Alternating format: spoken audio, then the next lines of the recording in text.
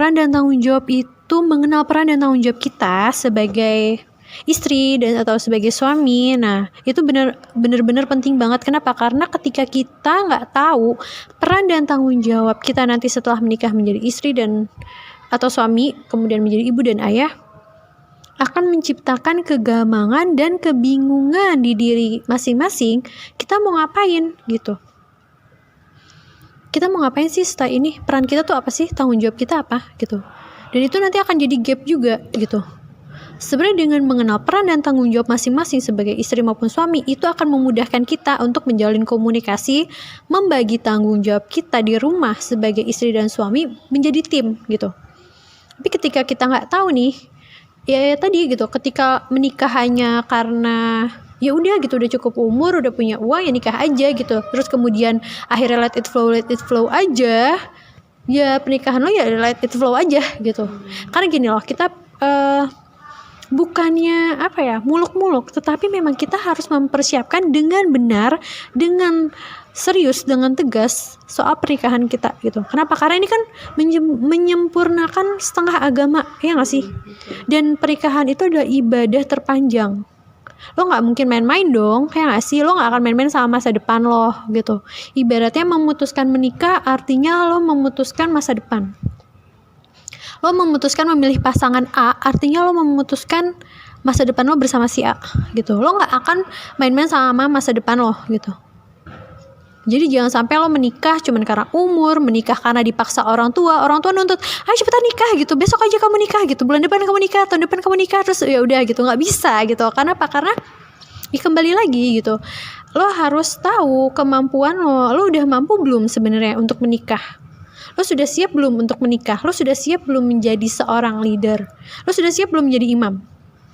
Termasuk kita udah siap belum menjadi makmum untuk taat sama suami? Ya tadi ngomongin keinginan dan ambisi. Ketika lo memutuskan menikah, lo sudah tidak punya ambisi individual. Jadi ketika gue nih gitu, gue menyatakan gue menikah gitu, gue siap menikah, gue menerima lo sebagai calon suami gue, berarti gue sudah menyatakan diri bahwa gue siap taat sama lo. Jadi nanti kemampuan gue, ilmu gue, hal-hal yang gue milikin baik secara materi, non materi, kebisaan gue, kecerdasan gue, kreativitas gue, itu akan menjadi senjata, akan menjadi kekuatan untuk kita membangun keluarga yang bahagia, yang bareng-bareng gitu. Gue akan jadi backup plan lo sebagai istri, ya nggak sih? Gitu. Sebenarnya dibilang terus kalau perempuan cuma di rumah aja nggak akan berkembang, nggak akan enggak. Orang-orang bisa ngeliat kok ketika suaminya sukses berarti ada istri di belakangnya yang cerdas, ya nggak sih? Gitu. Yang menjadi backup plan-nya dia gitu. Jadi penting juga sebagai seorang istri untuk memiliki ilmu dan bla bla segala macam, karena nanti hal-hal yang kita miliki ini akan menjadi penyokong si suami gitu, dan juga menjadi tiang rumah tangga rumah ini untuk bisa tetap bertahan dan kokoh kayak gitu. Pokoknya yang penting bahwa wanita itu memang harus cerdas karena dia itu madrasah pertama untuk anaknya. Betul banget. Jadi ketika wanitanya cerdas, insya Allah akan menghasilkan anak-anak yang cerdas juga gitu.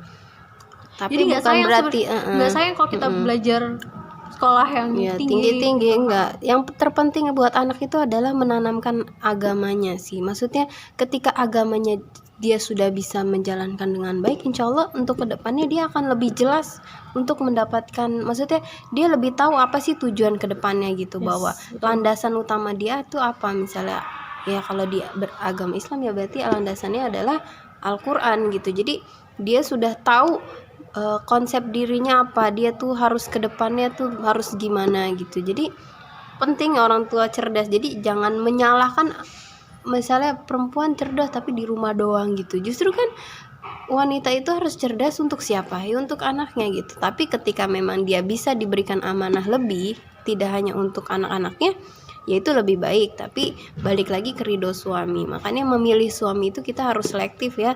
Karena suami yang baik itu adalah suami yang bisa menjadikan kita lebih baik lagi ke depannya gitu, bukan membuat kita malah seperti, jadi wanita itu memang sudah berharga gitu.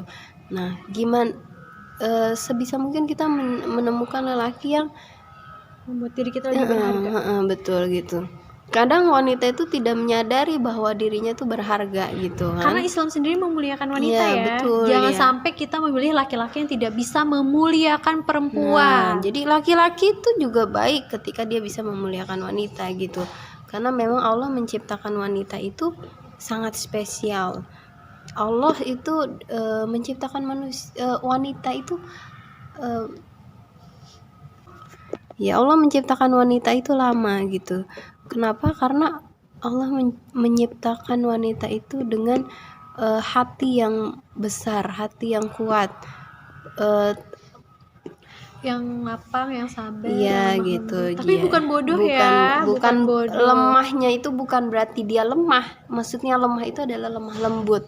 Jadi hatinya lemah lembut sehingga dia bisa bisa mengurus anak-anaknya dengan kelembutan. Tapi bukan hanya dengan kelembutan, harus juga dengan ilmu, juga kecerdasan, ketegasan gitu. Semua itu dibutuhkan dengan porsinya dan waktu yang tepat gitu. Jadi nggak tiba-tiba kita harus selalu tegas gitu, tapi nggak selalu harus lemah lembut gitu. Jadi kita harus tahu kapan kita harus bersikap lemah lembut, kapan kita harus bersikap tegas, kapan kita harus bersikap biasa saja gitu. Kita sebagai wanita, maksudnya manusia, terutama wanita gitu, yang biasanya didominasi oleh perasaan, jadi kayak nggak enakan gitu. Itu sebenarnya jangan dijadikan kelemahan. Jadi jadikan perasaan lemah lembutnya itu digunakan untuk kebaikan aja. Jadi jangan mau terhanyut orang laki-laki gitu. Perasaan itu digunakan nanti aja gitu. Jadi kita juga intinya pokoknya wanita itu harus bisa bersikap jelas, tegas. Ketika dia tegas itu berarti dia jelas gitu. Kapan dia harus membuka, kapan dia harus menutup gitu. Jadi jangan selalu dibuka, jangan selalu ditutup, tapi kita harus tahu kapan kita membuka dan tertutup gitu. Karena laki-laki itu kan banyak tipenya, tapi makanya wanita itu harus cerdas supaya bisa membedakan mana laki-laki memang yang baik dan laki-laki yang kurang baik gitu. Kalau menurut gue gitu sih, Sa. Yes, gue setuju banget ya tadi tuh semuanya. Bener banget ya, karena dan ya tadi gitu penekanan, maksudnya untuk visi misi ya jangan sampai kita nggak memprepare apapun ketika kita mau menikah gitu, dan nggak memprepare apapun dalam artian gini ya udah, misalnya semuanya serba berjalan aja ya udah pasrah gitu. Kita harus ikhtiar juga, dan pasrah itu akhir. Ketika kita udah ikhtiar, udah berdoa, ya udah kita serahkan semuanya gitu. Dan ya tadi ya, visi misi penting banget ya sih gitu. Visi misi, peran dan tanggung jawab itu penting banget. Kenapa? Karena jangan sampai kita melangkah ke pernikahan tapi kita nggak tahu tujuannya gitu. Ibaratnya gini, lo sekolah ya nggak sih? Lo sekolah, lo nggak tahu tujuan lo sekolah apa.